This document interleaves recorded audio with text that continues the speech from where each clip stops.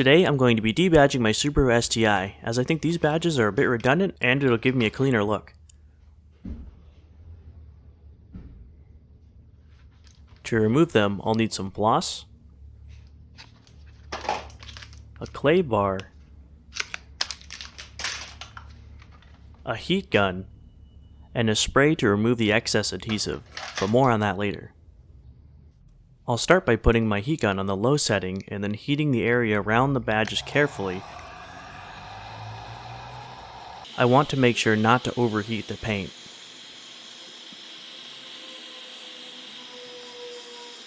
Once the badges start rotating easily like this, it's time to break out the floss. I'll wrap the floss around my fingers and then start sawing the adhesive behind the badges.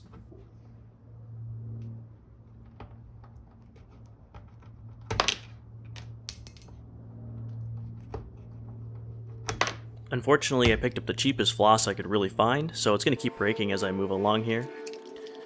And it's also going to be important for me to keep reheating the adhesive as it cools off.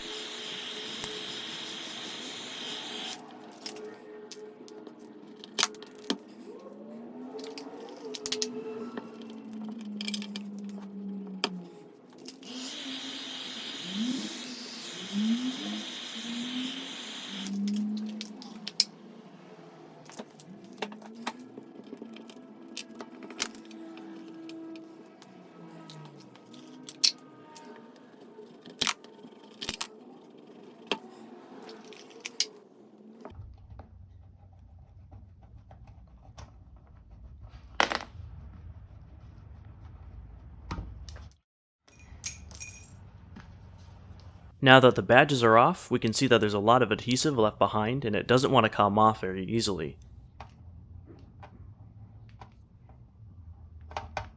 To try and weaken the adhesive, I'm going to be using Geon's tar remover.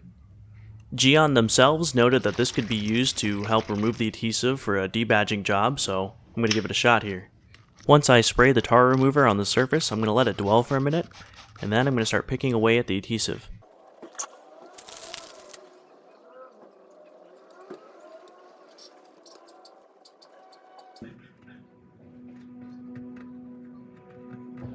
It's coming off a little bit easier, but not as easy as I would like, so I'm going to start using a soft plastic trim tool to help remove the adhesive.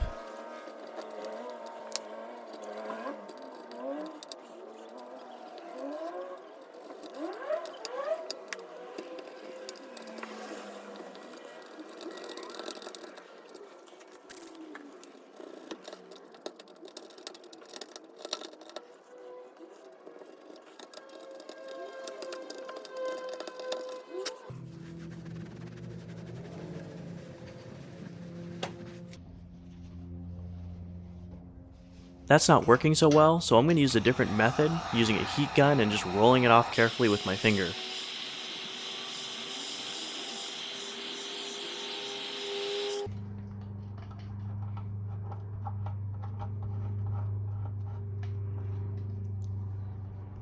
This works way better and is much faster.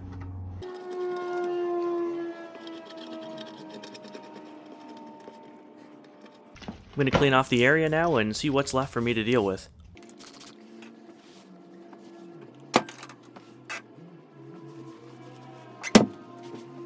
The outline of the adhesive on the badges is still very apparent, and there's a lot of gunk built up around it as it's very hard to clean around a badge, so I'm going to have to go ahead and clay bar this surface. I'm using Mother's California Gold clay bars in combination with a Geon clay lube, which right now is my favorite combination for traditional clay bars. I'm just going to work this into the paint surface until it feels smooth.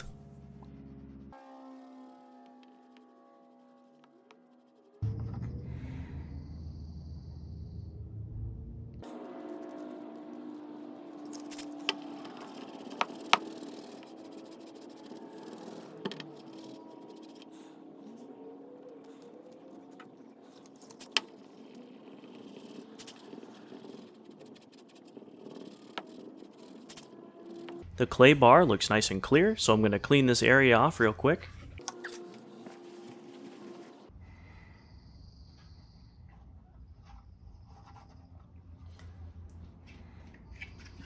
And now I'm going to use the tar remover one more time just to make sure there's no remnants of adhesive left behind.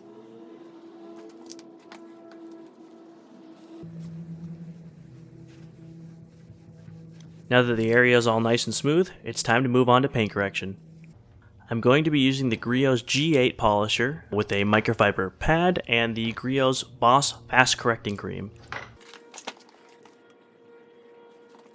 As always, I'm going to start on speed 1 just so I can spread the compound around the area that I'm going to be correcting. Afterwards, I'm going to move to a higher speed to actually do the correction.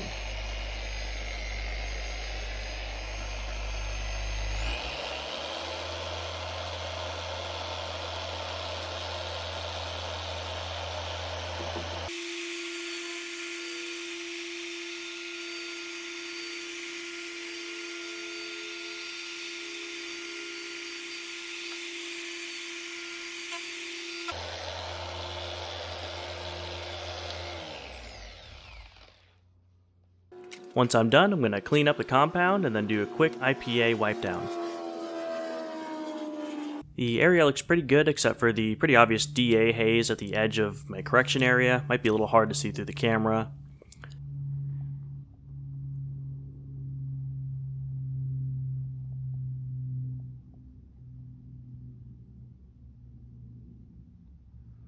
And there's a couple of micro scratches down here that should come out during our polishing phase. So let's hit it with a polishing pad and cream and we'll check the results after.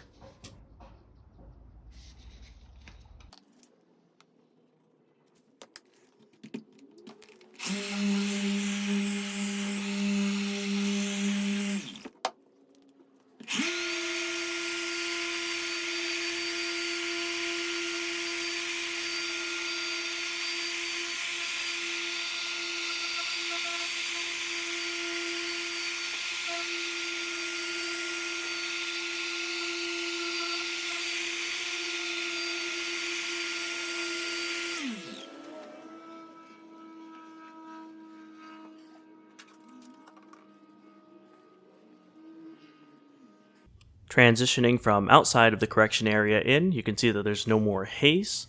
If you notice a mismatch between the bumper skin and the trunk lid there, that's because of the different light sources that are coming in, that being ambient from the sun, also the garage light in my wall that aren't the same color as the inspection light I'm using. Moving to the top of the trunk lid, you can see outside the area that I just corrected, and then I have some more work to do later. Down here, you can see there's no more evidence that badges used to be there. So I'm pretty happy with the results.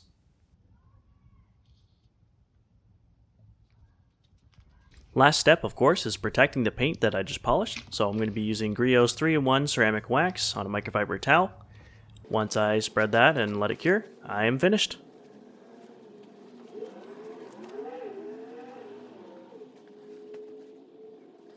Here's a quick before and after picture for you guys. I certainly think it's an improvement, but tell me what you think. I hope you guys enjoyed, and I'll see you in the next one.